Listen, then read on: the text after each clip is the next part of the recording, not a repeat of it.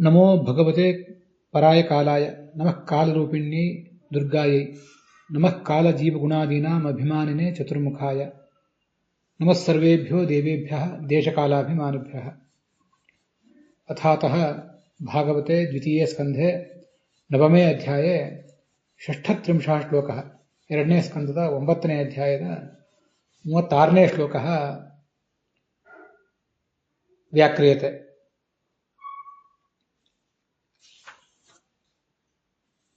सृष्टौ प्रवर्तमानं चतुर्मुखं भगवान् ज्ञानं विज्ञानं च दत्त्वा अनुजग्राह।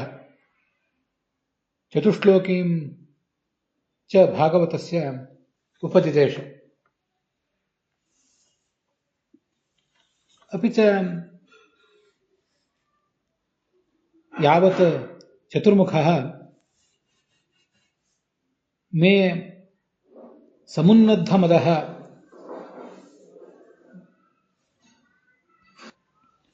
मा भूत् इति प्रार्थयामास, तावदेव भवान् मम एतन्मम मतं परमेण समाधिना आतिष्ठतु। कल्पेषु विकल्पेषु च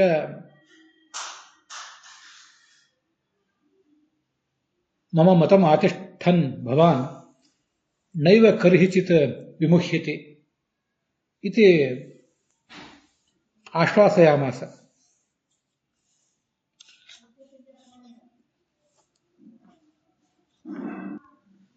अपि च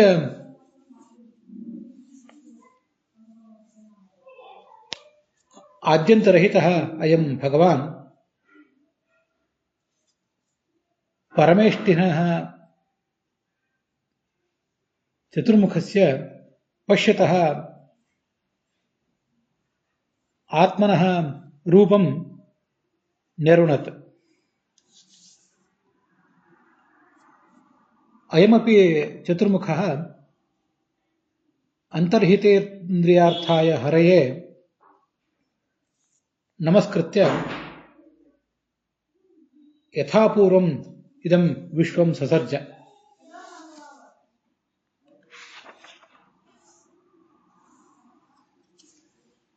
यदा अयं चतुर्मुखः प्रजापतिः धर्मपतिः प्रजानां भद्रमन्विच्छन् शुभान् नियमान् आचरत्, तदा तत्पुत्राणां प्रियतमः नारदः तमेव अनुवव्राज। तं च शीलेन प्रश्रयेण विनयेन च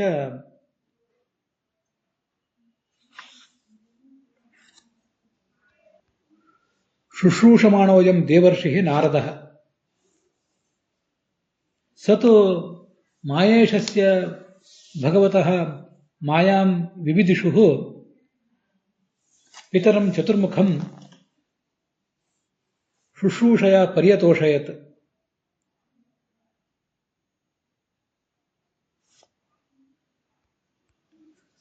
तस्मिंश्च चतुर्मुखे परितुष्टे कांश्चन प्रश्नान् तं चतुर्मुखं महामुनिः नारदोऽयम् अप्राक्षीत्।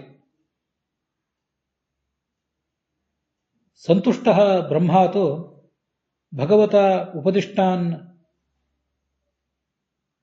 10 विषयान् पुराणस्य नारदम् उपदिदेश। नारदश्च तानेव विषयान् व्यासाय निरूपयामास।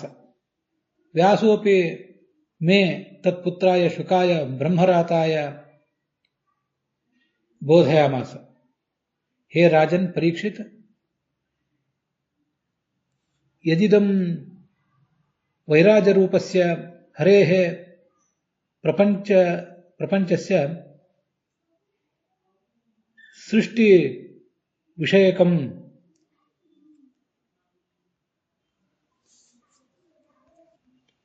ತ್ವಯಾ ಜಿಜ್ಞಾಸ್ಯತೆ ಅಹಮಪಿ ತಾಹ ಜಿಜ್ಞಾಸಾಹ ತೇನೈವ ಪುರಾಣೇನ ವ್ಯಾಕರೋಮಿ ಇತಿ.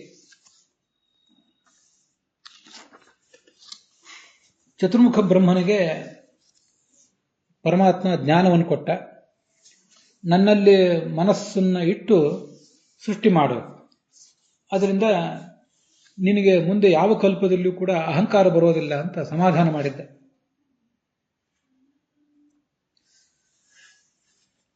ಭಗವಂತನಲ್ಲಿ ಮನಸ್ಸು ಇಲ್ಲದ ಕಾರಣದಿಂದ, ಭಗವಂತನೇ ಎಲ್ಲದಕ್ಕೂ ಕರ್ತ ಅನ್ನುವ ಎಚ್ಚರ ತಪ್ಪಿದ ಕಾರಣದಿಂದಲೇ ನಮಗೆ ಅಹಂಕಾರ ಬರೋದು. ಈ ಹಿಂದೆ 29ನೇ ಶ್ಲೋಕದಲ್ಲಿ ನನಗೆ ಅಹಂಕಾರ ಬರದೇ ಇರಲಿ ಅನ್ನುವ ಒಂದು ಪ್ರಾರ್ಥನೆಯನ್ನು ಮಾಡಿದ್ದ ಚತುರ್ಮುಖ. ನನಗೆ ಇಷ್ಟು ದೊಡ್ಡ ಅವಕಾಶ ಕೊಟ್ಟಿದ್ದಿ, ಎಲ್ಲ ದೇವತೆಗಳಿಗೂ ನಾನು ಜ್ಯೇಷ್ಠನಾಗಿದ್ದೇನೆ, ನಿನಗೆ ಜ್ಯೇಷ್ಠ ಪುತ್ರನೂ ಹೌದು, ನನಗೆ ಅಹಂಕಾರ ಉಕ್ಕಿ ಬರುವ ಸಾಧ್ಯತೆ ಇದೆ, ಅದು ಬರದೇ ಇರಲಿ ಅಂತ ಕೇಳ್ಕೊಂಡಿದ್ದ. ಅದಕ್ಕೆ ಬೇಕಾದ ತತ್ವಜ್ಞಾನವನ್ನೇ ಭಗವಂತ ಅವನಿಗೆ ಕೊಟ್ಟಿದ್ದ. 4 ಶ್ಲೋಕಗಳ ಭಾಗವತದ 4 ಶ್ಲೋಕಗಳ ಉಪದೇಶ ಮಾಡುವ ಮೂಲಕ ಭಾಗವತದ ಸಾರವನ್ನೇ ಕೊಟ್ಟಿದ್ದ. ಭಗವಂತನಿಗೆ ಈ ಜಗತ್ತಿನಿಂದ ಏನೂ ಆಗಬೇಕಾಗಿಲ್ಲ ಅನ್ನುವುದು ಕೂಡ ಆ ಸಂಗತಿಯಲ್ಲಿ ಒಂದು. ಭಗವಂತನಿಗೆ ಈ ಜಗತ್ತಿನಿಂದ ಏನೂ ಆಗಬೇಕಾಗಿಲ್ಲ ಅಂದ ಮೇಲೆ ಅವನ ಪುತ್ರರಾದ ಚತುರ್ಮುಖರಿಗೆ ಮತ್ತು ಉಳಿದವರಿಗೆ ಜಗತ್ತಿನಿಂದ ಆಗಬೇಕಾದದ್ದೇನಿದೆ? ನಾವೆಲ್ಲರೂ ಯಾವ್ದಾವುದೋ ಒಂದೊಂದಕ್ಕೆ ಸ್ವಲ್ಪ ಸ್ವಲ್ಪ ಕರ್ತೃಗಳು. ನಮಗಿಂತ ಹೆಚ್ಚಿನ ದೇವತೆಗಳು ಮೊದಲಾದ ಪ್ರಜಾಪತಿಗಳು ಮೊದಲಾದವರು, ಋಷಿಗಳು ಮೊದಲಾದವರು ಇನ್ನೂ ಹೆಚ್ಚಿನ ಕರ್ತೃಗಳಿದ್ದಾರೆ. ಅವರು ಯಾರು ಕೂಡ ಯಾವತ್ತೂ ಅಹಂಕಾರ ಪಡುವುದಕ್ಕೆ ಅರ್ಥ ಇಲ್ಲ. ಚತುರ್ಮುಖ ಅಹಂಕಾರ ಪಡುವುದಕ್ಕೆ ಅರ್ಥ ಇಲ್ಲ. ತಾನು ಅಹಂಕಾರ ಪಡಬಾರದು ಅನ್ನುವುದು ಚತುರ್ಮುಖನಂತ ದೊಡ್ಡವರಿಗೆ ಗೊತ್ತಿದೆ. ಆದರೆ ಅಹಂಕಾರ ಪಡುವ ಸಾಧ್ಯತೆ ಹೆಚ್ಚಿರುವಂತಹ ನಮಗೆ ನಾವು ಅಹಂಕಾರ ಪಡಬಾರದು ಅನ್ನೋದು ಗೊತ್ತಿಲ್ಲ. ಭಗವಂತನಲ್ಲಿ ಮನಸ್ಸಿಟ್ಟು ಸೃಷ್ಟಿ ಮಾಡುವುದು, ತತ್ವಜ್ಞಾನ ಪೂರ್ವಕವಾಗಿ ಯಾವುದೇ ಕಾರ್ಯವನ್ನು ಮಾಡುವುದು ಅನ್ನುವುದು ನಮ್ಮ ಅಹಂಕಾರಕ್ಕೊಂದು ಮದ್ದು ಅನ್ನುವುದು ಶಾಸ್ತ್ರದ ಸಾರ. ಸೃಷ್ಟಿ ಕಾರ್ಯವನ್ನು ಮಾಡು. ಇನ್ನು ಮುಂದೆ ಈ ಮಹಾಕಲ್ಪದಲ್ಲಿ, ಯಾವ ದಿನಕಲ್ಪದಲ್ಲಿ, ಯಾವ ಮನ್ವಂತರ ಕಲ್ಪದಲ್ಲೂ ಕೂಡ ನಿನಗೆ ಅಹಂಕಾರ ಬರೋದಿಲ್ಲ. ನ ವಿಮುಕ್ಷ್ಯತಿ, ನಿನಗೆ ಮೋಹ ಬರೋದಿಲ್ಲ. ಮೋಹ ಬರುವುದು ಅಂದ್ರೆ ನನಗೆ ಅಹಂಕಾರ ಬರದೇ ಇರಲಿ ಅಂತ ಕೇಳ್ಕೊಂಡಿದ್ನಲ್ಲ ಚತುರ್ಮುಖ. ನನಗೆ ಅಹಂಕಾರ ಬರದೇ ಇರಲಿ ಅಂತ ಅವನು ಕೇಳ್ಕೊಂಡಿದ್ರು ಕೂಡ ಅಹಂಕಾರ ಬರದೇ ಇರಲಿ, ಅಜ್ಞಾನ ಬರದೇ ಇರಲಿ, ಅದರಲ್ಲಿ ಆಲಸ್ಯ ಬರದೇ ಇರಲಿ, ಇದೆಲ್ಲವನ್ನೂ ಕೂಡ ಪರಮಾತ್ಮ ಅವನಿಗೆ ಹೇಳಿದೆ. ಮೋಹ ಸೃಷ್ಟಿ ಕಾರ್ಯಕ್ಕೆ ಏನೇನು ಎಡರು ತೊಡರುಗಳಿವೆ, ಅಹಂಕಾರ, ಜ್ಞಾನದ ಕೊರತೆ, ತಪ್ಪು ತಿಳುವಳಿಕೆ, ಸಂಶಯ ಮತ್ತೆ ಆಲಸ್ಯ ಮೊದಲಾದ ತೊಂದರೆಗಳಿವೆ, ಅವೆಲ್ಲವೂ ಕೂಡ ಮೋಹ ಅನ್ನೋ ಶಬ್ದದಿಂದ ಇಲ್ಲಿ ವಿವಕ್ಷಿತ. ಅವೆಲ್ಲವೂ ನಿನಗೆ ತೊಂದರೆ ಕೊಡೋದಿಲ್ಲ ಅಂತ ಹೇಳಿ ಅವನು ನೋಡ್ತಿದ್ದಂತೆ ಅಂತರ್ಹಿತ ಆಗಿ ಹೋದ. ಬ್ರಹ್ಮ ಅವನಿಗೆ ಕೈ ಮುಗಿದು ಈ ಮುಂದಿನಂತೆ ಈ ಹಿಂದೆ ಹೇಗೆ ಸೃಷ್ಟಿ ನಡೆದಿತ್ತು ಹಾಗೇನೆ ಮತ್ತೆ ಸೃಷ್ಟಿ ಮಾಡಿದ. ಈ ಶ್ಲೋಕದಲ್ಲಿ ಚತುರ್ಮುಖ ಬ್ರಹ್ಮನನ್ನ ಸರ್ವಭೂತಮಯ ಅಂತ ವರ್ಣನೆ ಮಾಡಿದ್ದಾರೆ. ಸರ್ವಸ್ಯಾಪಿ ಪ್ರಧಾನತ್ವಾತ್ ಸ ಸರ್ವಮಯ ಈರ್ಯತೆ ಅಂತ ಭಾಗವತ ತಾತ್ಪರ್ಯ ಪ್ರಾಯ ಬ್ರಹ್ಮತರ್ಕದ ಶ್ಲೋಕವನ್ನು ಉದ್ಧರಿಸಿ ಹೇಳ್ತದೆ. ಅವನು ಎಲ್ಲ ಜೀವರ ಸ್ವಾಮಿ ಆದ್ದರಿಂದ ಅವನನ್ನ ಸರ್ವಭೂತಮಯ ಅಂತ ಹೇಳ್ತಾನೆ. ನಾನು ಆರಂಭದಲ್ಲಿ ಒಂದು ಮಂಗಲಾಚರಣೆ ಮಾಡಿದೆ, ಕಾಲಜೀವ ಗುಣಾದೀನಾಂ ಅಭಿಮಾನಿನೇ ಚತುರ್ಮುಖಾಯ ಅಂತ. ಅದು ಭಾಗವತ ತಾತ್ಪರ್ಯದಲ್ಲಿ ಬಂದಿರುವಂತಹ ಪ್ರಮೇಯ. ಮುಂದೆ ಒಂದು 2-3 ಕಡೆ ಅದು ಬಂದಿದೆ. ಕಾಲ ಜೀವಾಭಿಮಾನೇನ ರೂಪದ್ವಂದ್ವಿ ಚತುರ್ಮುಖ ಅಂತ. ಚತುರ್ಮುಖ ಬ್ರಹ್ಮನಿಗೆ 2 ರೂಪ ಅಂತೆ. ಒಂದು ಕಾಲಾಭಿಮಾನಿ ರೂಪ, ಇನ್ನೊಂದು ಜೀವಾಭಿಮಾನಿ ರೂಪ. ಸ್ವಯಂ ಅವನು ಕಾಲದ ಅಭಿಮಾನಿ ಆದ್ದರಿಂದ ಯಾವ ಕಾಲಕ್ಕೆ ಏನೇನಾಗಬೇಕೋ ಅದನ್ನೆಲ್ಲ ಮಾಡ್ತಾನೆ.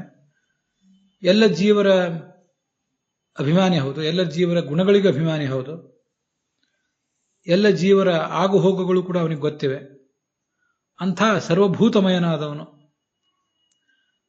ತುಂಬಾ ಅದ್ಭುತವಾದ ಶಬ್ದ ಅದು. ಎಲ್ಲ ಜಡಗಳಿಗಿಂತಲೂ ಪ್ರಧಾನ, ಎಲ್ಲ ಚೇತನಗಳಿಗಿಂತಲೂ ಪ್ರಧಾನ. ಅವನ ಮೇಲಿರುವ ಎರಡು ಚೇತನಗಳು ಅಂದ್ರೆ ಒಂದು ಭಗವಂತ ಮತ್ತು ಮತ್ತೊಂದು ಭಗವತಿ, ಇವೆರಡು ಮಾತ್ರ. ಅದು ಬಿಟ್ರೆ ಉಳಿದದ್ದಕ್ಕೆಲ್ಲದಕ್ಕೂ ಕೂಡ ಈ ಚತುರ್ಮುಖ ಬ್ರಹ್ಮ ಅಧಿಪತಿ. ಆದ್ರಿಂದ ಅವನನ್ನು ಸರ್ವಭೂತಮಯ ಅಂತ ವರ್ಣನೆ ಮಾಡಿದೆ ಶಾಸ್ತ್ರ. ಭೂತಾನಾಂ ಪ್ರಧಾನ ಅನ್ನೋದನ್ನ ಕೆಲವು ವ್ಯಾಖ್ಯಾನಗಳಲ್ಲಿ ಸರ್ವಗುಣ ಸಂಪನ್ನ ಅಂತ ವರ್ಣನೆ ಮಾಡಿದ್ದಾರೆ. ಇದು ಆ ಚತುರ್ಮುಖ ಬ್ರಹ್ಮನ ವೈಶಿಷ್ಟ್ಯ. ವೀರರಾಘವರ ವ್ಯಾಖ್ಯಾನದಲ್ಲಿ ಅದಕ್ಕೆ ಭೂತ ವಿಷಯಕ ಕರ್ಮಜ್ಞಾನ ಪ್ರಚುರ, ಎಲ್ಲ ಜೀವರ ಜ್ಞಾನವೂ ಕೂಡ ಆತನಿಗಿದೆ, ಎಲ್ಲ ಜಡಗಳ ಜ್ಞಾನವೂ ಕೂಡ ಆತನಿಗಿದೆ ಅಂತ ಅರ್ಥ ಬರೆದಿದ್ದಾರೆ.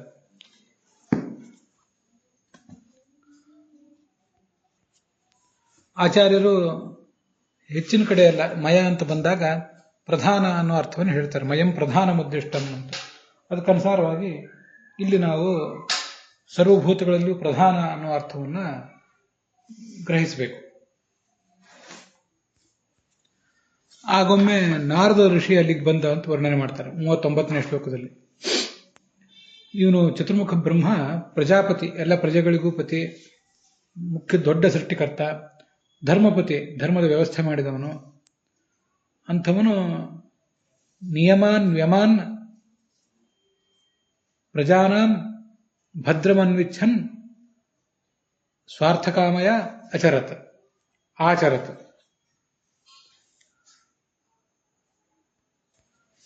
ಚತುರ್ಮುಖ ಬ್ರಹ್ಮ ತನ್ನ ದೈನಂದಿನ ವಿಧಿಗಳನ್ನೆಲ್ಲ ಒಂದು ಬಾರಿ ಆಚರಿಸಿ ವಿರಾಮವಾಗಿ ಕೂತಿದ್ದಾಗ ಅಲ್ಲಿ ಈ ನಾರದರು ಬಂದರು ಅಂತ ವರ್ಣನೆ ಮಾಡ್ತಾರೆ. ಧರ್ಮಪತಿ ಅಂದ್ರೇನು? ವಿಜಯಧ್ವಜರು ಹೇಳ್ತಾರೆ, ಸಂಪತ್ತಿನಲ್ಲಿ ಆಪತ್ತು ಬಂದಾಗಲಿ ಸಂಪತ್ತು ಬಂದಾಗಲಿ ಯಾವ ಅನುಷ್ಠಾನ ಮಾಡಬೇಕು ಅನ್ನೋದನ್ನೆಲ್ಲ ತಿಳ್ಕೊಂಡವನು ಮತ್ತು ಜಗತ್ತಿಗೆ ಅದನ್ನ ಹೇಳುವವನು. ಅಂತ ಆ ಕಾರಣದಿಂದ ಅವನನ್ನು ಧರ್ಮಪತಿ ಅಂತ ಹೇಳ್ತಾರೆ. ಪ್ರಜೆಗಳಿಗೆ ಹಿತ ಆಗಲಿ ಅಂತಾನೆ ಎಲ್ಲ ಕರ್ಮವನ್ನು ಮಾಡ್ತಾನೆ. ಆದರೆ ಸ್ವಾರ್ಥಕಾಮಯ ಹೌದು, ಅದನ್ನ ಇಲ್ಲಿ ವಿಜಯಧ್ವಜರು ಬರೆದಿದ್ದಾರೆ. ಅದರಿಂದ ಚತುರ್ಮುಖ ಬ್ರಹ್ಮನಿಗೂ ಉಪಯೋಗ ಇದೆ. ಏನು ಚತುರ್ಮುಖ ಬ್ರಹ್ಮನಿಗೆ ಉಪಯೋಗ ಅಂದ್ರೆ ಮುಕ್ತವು ಸುಖೋದ್ರೇಕ ಅರ್ಥತ್ವ ಅಂತ ಭಾವ. ಇದನ್ನೆಲ್ಲ ಮಾಡಿದ್ರಿಂದ ಮುಕ್ತಿಯಲ್ಲಿ ಅವನಿಗೆ ಸುಖೋದ್ರೇಕ ಆಗ್ತದೆ ಅಂತ ಅದರ ತಾತ್ಪರ್ಯ ಇದೆ.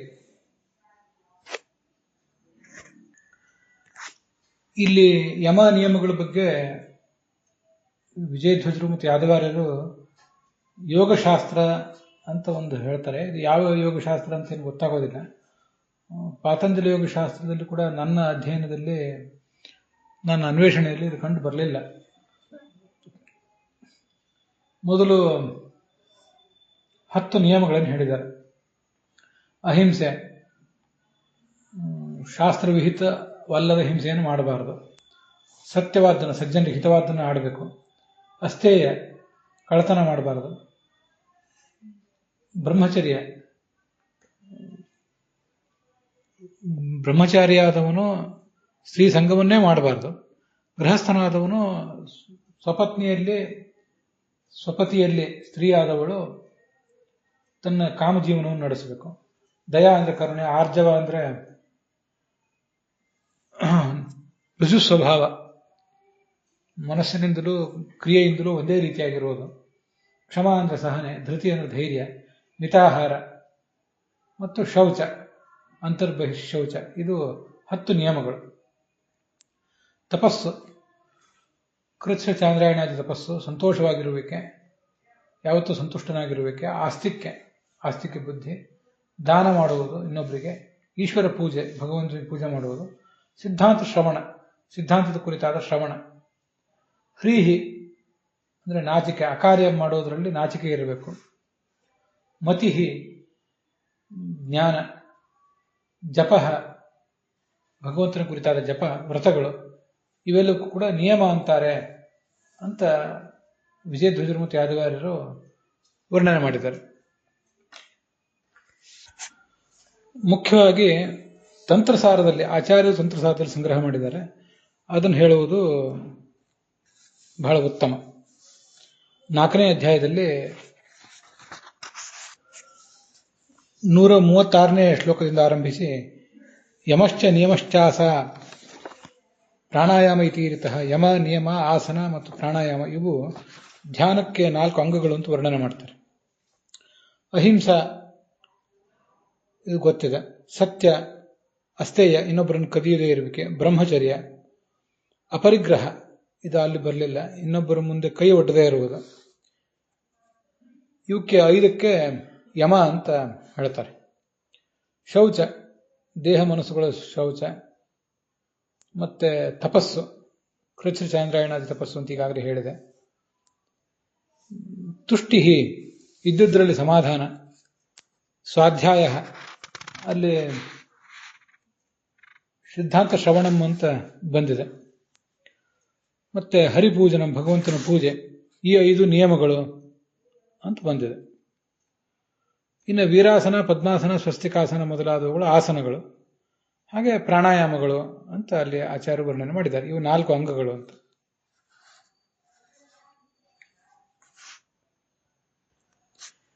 ಹೀಗೆ ಬೇರೆ ಶಾಸ್ತ್ರದಲ್ಲಿ ಎಷ್ಟಾದರೂ ವರ್ಣನೆ ಮಾಡಿರಬಹುದು. ಆಚಾರ್ಯರು ತಂತ್ರಸಾರದಲ್ಲಿ ವರ್ಣನೆ ಮಾಡಿದ್ದು ಸಂಗ್ರಾಹಕವಾಗಿದೆ. ಅದನ್ನೇ ಹೆಚ್ಚು ಕಡಿಮೆ ಇಲ್ಲೂ ಕೂಡ ನಾವು ಸ್ವೀಕಾರ ಮಾಡಬಹುದು. ಇಷ್ಟನ್ನೆಲ್ಲ ಮಾಡಿ ಕೂತಿದ್ದ.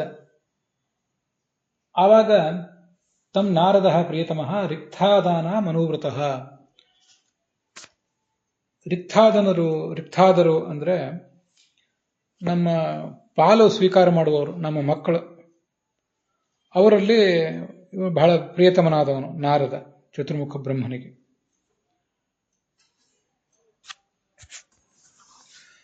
ಒಟ್ಟಾರೆ ನಮ್ಮ ದಾಯ ಅಂದ್ರೆ ನಮ್ಮ ಭಾಗ ಅಂತ ಅರ್ಥ. ನಾವೇನು ಸಂಪತ್ತನ್ನು ಗಳಿಸಿದ್ದೀವಿ ಅದರ ಒಂದು ಭಾಗ ಅಂತ ಅದರ ಅರ್ಥ. ಅಲ್ಲಿ ರಿಕ್ತಾದಾಹ ಅಂತಿದೆಯಲ್ಲ,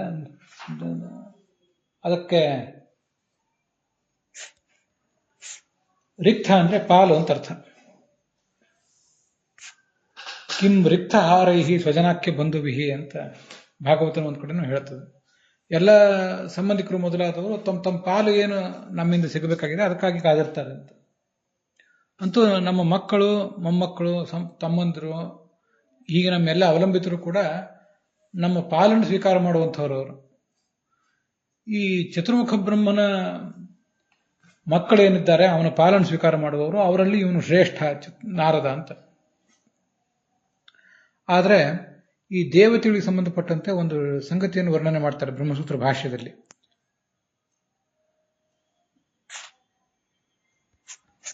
ನತಸ್ಯ ಪುತ್ರಾಹ ದಾಯಮುಪಯಂತೆ ಅಂತ. ಪ್ರತಿಯೊಬ್ಬ ದೇವತೆಯು ಕೂಡ ತನ್ನ ಸ್ಥಾನ, ಮಾನ, ಪದವಿಯನ್ನು ತಾನೇ ಸಂಪಾದನೆ ಮಾಡ್ಕೋಬೇಕು.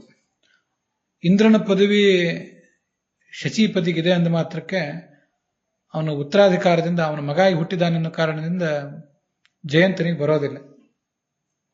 ಶಿವನ ಪದವಿ ಗಣಪತಿಗೆ ಬರೋದಿಲ್ಲ ಅಂತ ಹೀಗೆಲ್ಲ ವರ್ಣನೆ ಇದೆ. ಆದ್ರಿಂದ ಇಲ್ಲಿ ರಿಕ್ತಾದರು, ಚತುರ್ಮುಖ ಬ್ರಹ್ಮನ ಮಕ್ಕಳು, ಅವನ ಪಾಲು ಸ್ವೀಕಾರ ಮಾಡುವವರು ಅಂದ್ರೆ ಅವನಿಂದ ಜ್ಞಾನವೆಂಬ ತಮ್ಮ ಸಂಪತ್ತನ್ನು ಸ್ವೀಕಾರ ಮಾಡುವವರು ಅಂತ ಅರ್ಥ ತಿಳ್ಕೋಬಹುದು ಅಷ್ಟೆ. ಅದರಲ್ಲೂ ಚತುರ್ಮುಖ ಬ್ರಹ್ಮ ಏನು ಜ್ಞಾನ ಕೊಡ್ತಾನೆ ಅದು ಇವರ ಯೋಗ್ಯತೆಗೆ ಅನುಗುಣವಾಗಿ ಸಿಗುತ್ತದೆ ಹೊರತು ಚತುರ್ಮುಖ ಬ್ರಹ್ಮನ ಪದವಿ ಯಾರಿಗೂ ಸಿಗೋದಿಲ್ಲ. ಈ ಜಗತ್ತಿನಲ್ಲೂ ಕೂಡ ನಾವೇನು ಸಂಪತ್ತು ಗಳಿಸಿರ್ತೀವಿ ನಮ್ಮ ಮಕ್ಕಳಿಗೆ ಸಿಗುತ್ತದೆ. ನಾವೊಂದು ವೇಳೆ ಪ್ರಧಾನಮಂತ್ರಿ ಆದರೆ ನಮ್ಮ ಮಕ್ಕಳು ಕೂಡ ಪ್ರಧಾನಮಂತ್ರಿ ಆಗೇ ಆಗ್ತಾರೆ ಅಂತ ನಿಶ್ಚಿತ ಇಲ್ಲ. ಆದ್ರಿಂದ ರಿಕ್ತಾದರು ಅಂದ್ರೆ ಪಾಲನ್ನು ಸ್ವೀಕಾರ ಮಾಡುವಂಥವ್ರು ಅಂತ ಸಾಮಾನ್ಯವಾದ ಅರ್ಥ.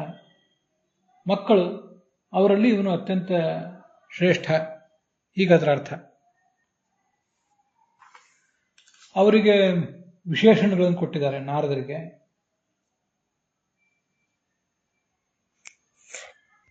ತನ್ನ ಶೀಲದ ಮೂಲಕ, ಪ್ರಶ್ರಯ ವಿನಯದ ಮೂಲಕ, ಇಂದ್ರಿಯ ನಿಗ್ರಹದ ಮೂಲಕ ಆತನನ್ನು ಸೇವೆ ಮಾಡಬೇಕು ಅಂತ ಬಯಸಿದ್ದ ಆ ನಾರದ. ಹೀಗೆ ಅತ್ಯಂತ ಪ್ರೀತಿ ಪಾತ್ರನಾದವನು, ಮಹಾಭಗವದ್ಭಕ್ತ ಮುನಿ. ಅವನಿಗೆ ಮಾಯೇಶಸ್ಯ ಮಾಯಾಂ ವಿವಿಧಿಷು ಅಂತ, ಮಾಯೇಶನಾದ ಭಗವಂತನ ಮಾಯೆಯನ್ನು ತಿಳಿಯಲಿಕ್ಕೆ ಬಯಸಿದ್ದ ಅವನು ಅಂತ ವರ್ಣನೆ ಮಾಡಿದ್ದಾರೆ. ಅದೇನು ಮಾಯೇಶನಾದ ಭಗವಂತನ ಮಾಯೆಯನ್ನು ತಿಳಿಯುವುದು ಅಂದ್ರೆ ಏನು ಅಂತ ಗಮನಿಸಬೇಕು. ಅದಕ್ಕೆ ಆಚಾರ್ಯರು ಅಲ್ಲಿ ಭಾಗವತ ತಾತ್ಪರ್ಯ ಬರೆದಿದ್ದಾರೆ. ಮಾಯಾಮ್ ಅಂದ್ರೆ ಮಹಾತ್ಮ್ಯಂ, ಭಗವಂತನ ಮಹಾತ್ಮ್ಯವನ್ನು ತಿಳಿಯಬೇಕು ಅಂತ ಬಯಸಿದ ಅಷ್ಟೆ. ಅವನು ಮಾಯೇಶ, ಭಗವಂತ ಮಾಯೇಶ ಅಂದ್ರೆ ಬೇರೆಯವರಲ್ಲಿ ಏನೊಂದು ಮಾಯೆ ಇದೆ, ಮಾಯಾ ಅಂದ್ರೆ ಮಹಾತ್ಮ್ಯ, ಅವರಲ್ಲಿ ಒಂದು ವೈಭವ ಇದೆ, ಆ ವೈಭವಕ್ಕೆಲ್ಲ ಇವನೇ ಅಧಿಪತಿ, ಇವನಿಂದ ಅವರಿಗೆ ಆ ವೈಭವ ಎಲ್ಲ ಬಂದದ್ದು. ಮುಖ್ಯತೋ ವಿಷ್ಣು ಮಹಾತ್ಮ್ಯಂ ಮಾಯಾ ಶಬ್ದೇನ ಉದಿತಂ ಭವೇತ್. ಮುಖ್ಯವಾಗಿ ಮಾಯಾ ಅಂದ್ರೆ ಭಗವಂತನ ಮಹಿಮೆಗೆ ಮಾಯಾ ಅಂತಾರೆ. ಪ್ರಧಾನತ್ವಾತ್ ಮಾತೃತ್ವಾತ್ ಮೇಯತ್ವಂ ಚೈವ ತಸ್ಯಹಿ ಅಂತ ತಾತ್ಪರ್ಯ. ಅದಕ್ಕೆ ಮಾಯಾ ಅಂತ ಯಾಕೆ ಹೇಳ್ತಾರೆ ಅನ್ನೋದನ್ನೆಲ್ಲ ಈ ಶ್ಲೋಕಗಳಲ್ಲಿ, ಆ ಭಾಗವತ ತಾತ್ಪರ್ಯದ ಶ್ಲೋಕಗಳಲ್ಲಿ ವರ್ಣಿಸಿದ್ದಾರೆ. ಪ್ರಧಾನತ್ವಾತ್, ಭಗವಂತನ ಮಹಿಮೆ ಅನ್ನೋದು ಎಲ್ಲದಕ್ಕಿಂತ ಪ್ರಧಾನ ಆದ್ರಿಂದ ಅವನನ್ನ ಮಾಯಾ ಅಂತ ಹೇಳ್ತಾರೆ, ಮಾಯೇಶ ಅಂತಾರೆ. ಅವನ ಮಾಯೆಯನ್ನ ಮಾಯಾ ಅಂತ ಹೇಳ್ತಾರೆ. ಅದಲ್ಲದೆ ಮತ್ತೊಂದು ಅರ್ಥವನ್ನು ಹೇಳ್ತಾರೆ, ಮಾತೃತ್ವಾತ್ ಮೇಯತ್ವಂ ಚೈವ ತಸ್ಯಹಿ ಅಂತ. ಮಾತೀತಿ ಮಾಯಾ, ಭಗವಂತ ಎಲ್ಲವನ್ನೂ ತಿಳಿದವನಾದ್ರಿಂದ ಮಾಯಾ ಅನ್ಬೇಕು ಅವನನ್ನು. ಹಾಗೆ ಮೀಯತೆ, ಎಲ್ಲರಿಂದ ತಿಳಿಯಲ್ಪಡ್ತಾನಾದ್ರಿಂದ ಮಾಯಾ ಅಂತ ಹೀಗೊಂದು ನಿಷ್ಪತ್ತಿಯೂ ಕೂಡ ಇದೆ. ಇದು ಮಾಯೆಗೂ ಮಾಯೇಶನಾದ ಭಗವಂತನಿಗೂ ತಿಳಿತಾನೆ ಮತ್ತು ತಿಳಿಯಲ್ಪಡ್ತಾನೆ ಅನ್ನೋ ನಿಷ್ಪತ್ತಿ ಹೊಂದುತ್ತದೆ. ಅವನ ಸರ್ವಜ್ಞತ್ವವನ್ನು ತಿಳಿಯಬೇಕಾಗಿದೆ, ಅವನ ಮಹಿಮೆಯನ್ನು ತಿಳಿಯಬೇಕಾಗಿತ್ತು ನಾರದರಿಗೆ. ಅದಕ್ಕಾಗಿ ಇದನ್ನು ಕೇಳಿದರು. ಚತುರ್ಮುಖ ಬ್ರಹ್ಮ ನಾರದ ಮಾಡಿದ ಸೇವೆಯನ್ನ ಗಮನಿಸಿ ಸಂತೋಷಪಟ್ಟ. ಭೂತಕೃತ್, ಎಲ್ಲ ಪ್ರಾಣಿಗಳನ್ನು ಸೃಷ್ಟಿಸುವಂಥವನು.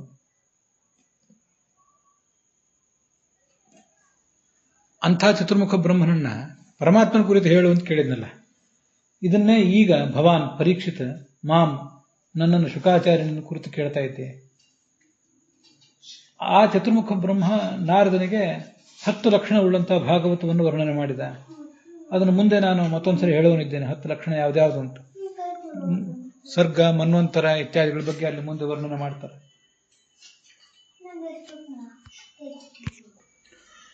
ಆ ಪುರಾಣಗಳಲ್ಲಿ ವರ್ಣಿತ ಆಗುವ 10 ವಿಷಯಗಳನ್ನ ಮುಂದೆ ಇದೇ 2ನೇ ಸ್ಕಂದದ 10ನೇ ಅಧ್ಯಾಯದಲ್ಲಿ 1ನೇ ಶ್ಲೋಕದಿಂದ ಆರಂಭಿಸಿ ಅತ್ರ ಸರ್ಗೋ ವಿಸರ್ಗಶ್ಚ ಸ್ಥಾನಂ ಪೋಷಣ ಮೂತಯ ಇತ್ಯಾದಿ ಕ್ರಮದಿಂದ ಹೇಳೋರಿದ್ದಾರೆ. ಅದರಿಂದ ನಾವು ಈಗ ಅದನ್ನು ನೋಡಬೇಕಾಗಿಲ್ಲ. ನಾರದ ಪ್ರಾಹ ಮುನೆಯೇ, ಹೀಗೆ ನಾರದ ಚತುರ್ಮುಖ ಬ್ರಹ್ಮನಿಂದ ಅದನ್ನೆಲ್ಲ ಪಡ್ಕೊಂಡ. ಮುಂದೆ ಸರಸ್ವತಿ ನದಿ ತೀರದಲ್ಲಿ ತನ್ನನ್ನು ತಾನೇ ಧ್ಯಾನ ಮಾಡ್ತಾ ಕೂತಿದ್ನಲ್ಲ ಈ ವ್ಯಾಸ ಎಂಬ ಪರಬ್ರಹ್ಮ, ಅವನಿಗೆ ಇದನ್ನು ಹೇಳಿದೆ. ಇಲ್ಲಿ ಒಂದು ಶ್ಲೋಕ ಭಾಗವತ್ ತಾತ್ಪರ್ಯ ಇದೆ. ಹರಿರ್ವ್ಯಾಸಾದಿ ರೂಪೇಣ ಸರ್ವಜ್ಞೋಪಿ ಸ್ವಯಂ ಪ್ರಭು ಶೃಣೋತಿ ನಾರದಾದಿಭ್ಯ ಮೋಹಾಯೈಷಾಂ ಪ್ರಸಿದ್ಧಯೇ.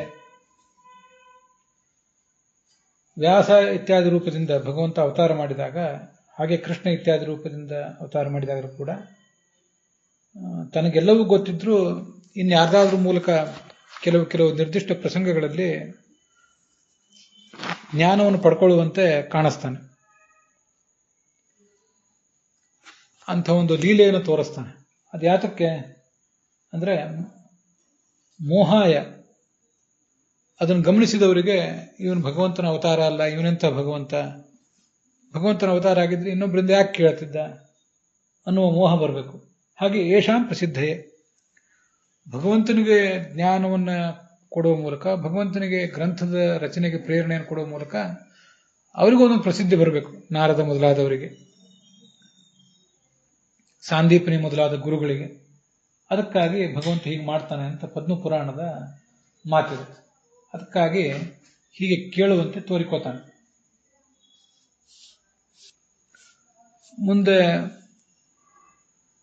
ವ್ಯಾಸರು ಅದನ್ನ ನಾರದನಿಂದ ಪಡೆದು ನನಗೆ, ಅಂದರೆ ಪರೀಕ್ಷಿತನಿಗೆ ಉಪದೇಶ ಮಾಡಿದರು. ನಿನಗೆ ನಿನ್ನ ಎಲ್ಲ ಜಿಜ್ಞಾಸೆಗಳಿಗೆ ಉತ್ತರ ರೂಪವಾಗಿ ಅದೇ ಭಾಗವತ ಪುರಾಣವನ್ನು ನಾನು ಹೇಳ್ತೇನೆ. ವೈರಾಜನೂಪನಾದ ಭಗವಂತನ ಆ ಪ್ರಪಂಚದ ಸೃಷ್ಟಿ ಕ್ರಮವನ್ನು ವರ್ಣನೆ ಮಾಡ್ತೇನೆ. ವಿರಾಟ್ ಬ್ರಹ್ಮ ಸಮುದ್ದಿಷ್ಟ ತದ್ಗತಃ ಪರಮೋಮತ ಯತಃ ಅಥೋ ವೈರಾಜಮಿತ್ಯೇನ ಮಾಹುರೀಶತ್ವತೋ ವಿರಾಟ್ ಅಂತ ಬೃಹತ್ ಸಂಹಿತಾದ ಮಾತನ್ನ ಆಚಾರ್ಯರು ಉದ್ಧರಿಸ್ತಾರೆ. ವಿರಾಟ್ ಅಂದ್ರೆ ಯಾರು? ವೈರಾಜ ಅಂದ್ರೆ ಯಾರು ಅದನ್ನ ಇಲ್ಲಿ ತಿಳ್ಕೋಬೇಕು ನಾವು. ವಿರಾಟ್ ಬ್ರಹ್ಮ ಸಮುದ್ದಿಷ್ಟ. ವಿರಾಟ್ ಅಂದ್ರೆ ಬ್ರಹ್ಮಾಂಡದ ಅಧಿಪತಿ ಆದ್ರಿಂದ ಬ್ರಹ್ಮ, ಅವನ ಅಂತರ್ಯಾಮಿ ಆದ್ರಿಂದ, ಅವನಿಗೂ ನಿಯಾಮಕನಾದ್ರಿಂದ ಭಗವಂತನನ್ನ ವೈರಾಜ ಅಂತ ವರ್ಣನೆ ಮಾಡ್ತಾರೆ. ತದ್ಗತಃ ಪರಮೋಯತಃ ಅಥೋ ವೈರಾಜ ಇತ್ಯೇನಂ ಆಹುಹು ಈಶತ್ವತೋ ವಿರಾಟ್. ಈಶತ್ವತಃ ಅಂದ್ರೆ ಎಲ್ಲರಿಗೂ ಹಿರಿಯನಾದ್ರಿಂದ ಚತುರ್ಮುಖ ಬ್ರಹ್ಮನನ್ನ ವಿರಾಟ್ ಅಂತ ಹೇಳಬೇಕು. ಅವನಲ್ಲಿ ಅಂತರ್ಯಾಮಿ ಆದ್ರಿಂದ ವಿರಾಜಿ ವರ್ತಮಾನ ಆ ಭಗವಾನ್ ವೈರಾಜ ಇತಿ ಕಚ್ಚತೆ ಅಂತ ಅದರ ತಾತ್ಪರ್ಯ. ಇಲ್ಲಿ ಈಶತ್ವತಃ ವಿರಾಟ್ ಅಂತಿದೆಯಲ್ಲ, ಇದು ಚತುರ್ಮುಖ ಬ್ರಹ್ಮನಿಗೆ ಅನ್ವಯ ಮಾಡಿ ವ್ಯಾಖ್ಯಾನ ಮಾಡಿದ್ದಾರೆ.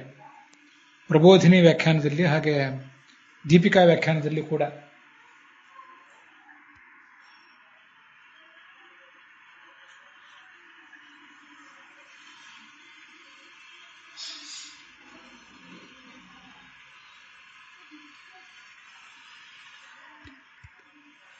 ಯಾದವಾರ್ಯ ವ್ಯಾಖ್ಯಾನದಲ್ಲೂ ಹಾಗೆ ಕಾಣಿಸ್ತದೆ. ಅದಲ್ಲದೇನೆ ಪ್ರಬೋಧಿನಿ ವ್ಯಾಖ್ಯಾನದಲ್ಲಿ ಭಾಗವತ ತಾತ್ಪರ್ಯದಲ್ಲಿ ಯದ್ವಾ ಹರೌ ವಿರಾಟ್ ಪದಂ ನಿರ್ವಕ್ತಿ, ಈಶತ್ವತೋ ವಿರಾಟ್ ಅನ್ನೋದು ವಿರಾಟ್ ಶಬ್ದವಾಚ್ಯ ಚತುರ್ಮುಖ ಬ್ರಹ್ಮ ಹೇಗೆ ಅನ್ನೋದನ್ನು ತಿಳಿಸ್ತದೆ, ಭಗವಂತ ಹೇಗೆ ವಿರಾಟ್ ಶಬ್ದವಾಚ್ಯ ಅನ್ನೋದನ್ನು ತಿಳಿಸ್ತದೆ ಅಂತ ಹೇಳ್ತಾರೆ. ವಿಶೇಷೇಣ ರಾಜತೆ ಇತಿ ವಿರಾಟ್. ಹೀಗೆ ವಿಶೇಷೇಣ ಸ್ವಾತಂತ್ರ್ಯಕ್ಕೆ ವಿಶೇಷೇಣ ರಾಜ ವಿರಾಟ್ ಭಗವಂತ. ಸ್ವಾತಂತ್ರ್ಯವನ್ನು ಅಧಿಕವಾದ ಸ್ವಾತಂತ್ರ್ಯವನ್ನು ಹೊಂದಿದಾದ್ರಿಂದ ವಿರಾಟ್ ಅನಿಸ್ಕೊಂಡಿರುವವನು ಭಗವಂತ. ಆ ವಿರಾಡೇವ ವೈರಾಜ, ವಿರಾಟ್ನನ್ನೇ ವೈರಾಜ ಎಂಬುದಾಗಿ ಇನ್ನೊಂದು ಶಬ್ದದಿಂದ ಕರೀತಾರೆ. ಹೀಗೆ ವಿರಾಟ್ ಮತ್ತು ವೈರಾಜ ಅನ್ನೋದು ಎರಡೂ ಕೂಡ ಭಗವಂತನನ್ನೇ ಹೇಳ್ತದೆ. ವಿರಾಟ್ ಅನ್ನೋದು ಚತುರ್ಮುಖ ಬ್ರಹ್ಮನನ್ನು ಹೇಳಿದರೆ ಅವನ ಅಂತರ್ಯಾಮಿಯಾದ ಭಗವಂತನನ್ನು ವೈರಾಜ ಎಂಬ ಶಬ್ದ ಹೇಳ್ತದೆ. ಹೀಗೆ ಎರಡು ಥರ ಭಾಗವತ ಪ್ರಬೋಧಿನಿ ವ್ಯಾಖ್ಯಾನದಲ್ಲಿದೆ, ಅದನ್ನು ಕೂಡ ತಿಳ್ಕೊಳ್ಬಹುದು ನಾವಿಲ್ಲಿ. ಅದರೊಂದಿಗೆ ಇವತ್ತಿನ ಈ ಭಾಗ ಸಮಾಪ್ತ ಆಗಿದೆ. ಹುಸಿಯನಾಡಿ ಹೊಟ್ಟೆ ಹೊರೆವ ವಿಷಯದಲ್ಲಿ ರಸಿಕನೆಂದು ಹುಸಿಗೆ ಹಾಕಿದರು ಎನ್ನ ಋಷಿಕೇಶನೆ, ಈಶನಿನ್ನ ಚರಣ ಭಜನೆ ಆಸೆಯಿಂದ ಮಾಡುವೆ ದೋಷರಾಶಿ ನಾಶ ಮಾಡು ಶ್ರೀಶಕೇಶವ. ಶ್ರೀಕೃಷ್ಣಾರ್ಪಣ ಮಸ್ತು. 45ನೇ ಶ್ಲೋಕ ಹಾಗೆ 2ನೇ ಸ್ಕಂದದ 9ನೇ ಅಧ್ಯಾಯ ಕೂಡ ಇಲ್ಲಿಗೆ ಸಮಾಪ್ತ ಆಗಿದೆ. ಶ್ರೀಕೃಷ್ಣಾರ್ಪಣ ಮಸ್ತು.